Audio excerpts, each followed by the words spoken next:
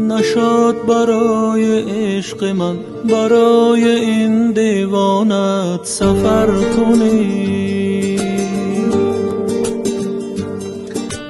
نشد یه بار به حال من به حال این ویرانت نظر کنی، نشد بیای عاقبت نشد برای عاشقت خطر کنی، نشد به وقت رفتنت مرا خم از نبودنت خبر کنی.